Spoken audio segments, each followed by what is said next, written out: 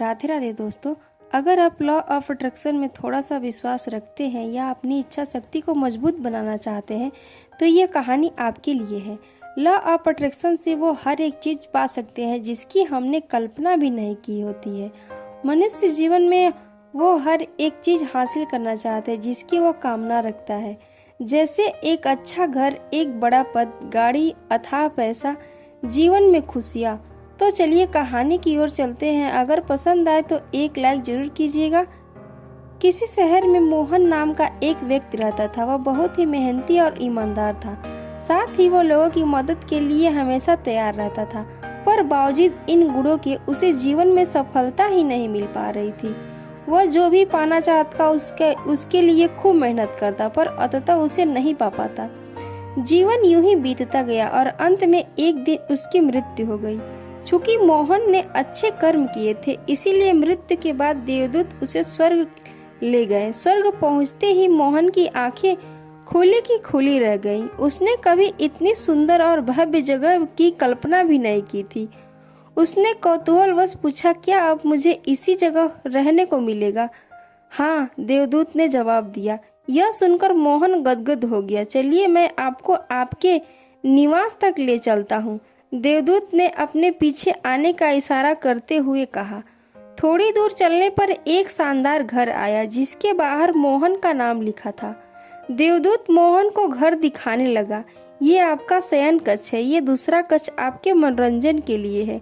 और ऐसा करते करते वे एक ऐसे कक्ष के सामने पहुंचे जिसके द्वार पर स्वपन कक्ष लिखा था।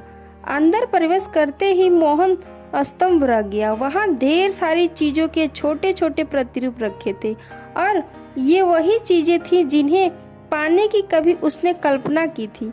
मोहन ने उन चीजों की तरफ इशारा करते हुए कहा, हे देवदूत, ये तमाम वस्तुएं, ये कार, ये घर, ये आईएएस अधिकारी का पद इत्यादि, ये तो वही है जिन्हें मैंने पाने की न सिर्फ कल्पना की थी बल्कि इनके लिए खूब मेहनत भी की थी। तो भला ये सब मुझे वहाँ धरती पर क्यों नहीं मिली? और यहाँ पर इनके छोटे छोटे प्रतिरूपों के रखे होने का क्या अर्थ है?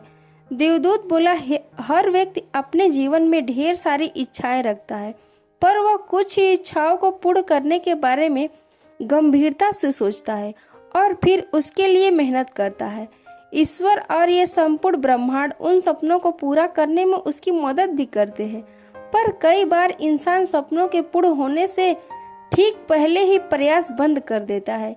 यहाँ रखी वस्तुएं उन्हीं इच्छाओं को दर्शाती हैं जिनके लिए तुमने खूब मेहनत की, और जब ये तुम्हें दी जाने वाली थी कि तभी तुम हिम्मत हार गए और ये वही रखी रह गई। सफल व्यक्तियों का एक बहुत बड़ा गुण होता है परिश्रम या दृढ़ता।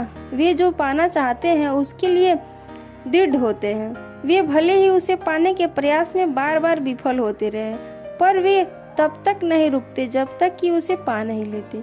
इसीलिए अगर आपने भी अपने लिए कोई लक्ष्य बनाकर रखे हुए हैं तो तमाम मुश्किलों के बावजूद उन लक्ष्यों को अधूरा मत छोड़िए। याद रखिए, कहीं ना कहीं आपके सपनों के प्रतिरूप तैयार किए जा रहे हैं। उन्हें सपना ही मत रहने दीजिए। अपने सपनों का पीछा करते रहिए और उन्हें अपने जीवन की हकीकत बनाकर ही दम लीजिए। मिलते हैं फिर से एक नई कहानी के साथ। जय सीताराम।